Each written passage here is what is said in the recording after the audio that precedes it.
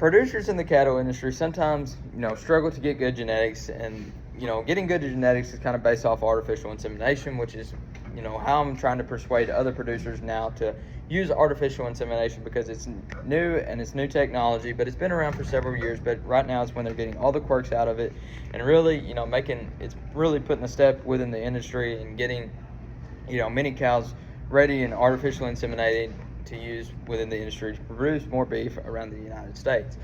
So this is kind of how artificial insemination works. You have a artificial insemination gun, you insert it into the cow, and then you run your cow out, and then it's then pregnant.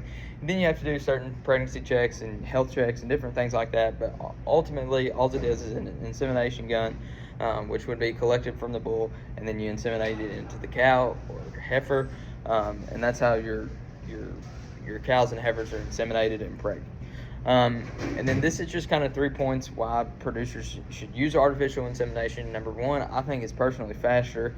And then number two, explaining, why it kind of helps with the genetics. Any kind of producer is going to want good genetics within their cows, just because, when your cows get to that right weight, usually you can be a month or two shorter with the right genetics, and that's, less feed costs that you have to put up and different things like that. But ultimately, you're going to want the most weight for your cows when they get time to sell and go to the sale barn.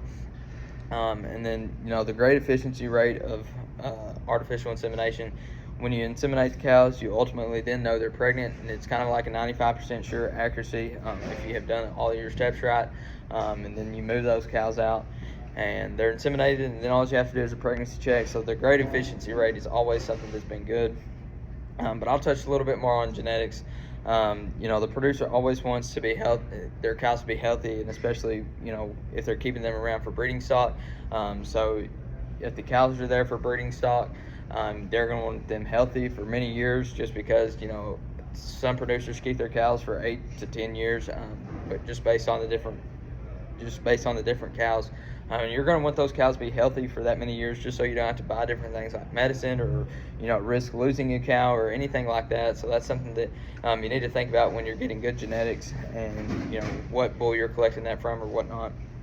And then it's more efficient because literally you just run your cows through the chute, inseminate them, or whatever system you have, inseminate them, run them out, and then you have to do a couple pregnancy checks and health checks, and then you're done with that.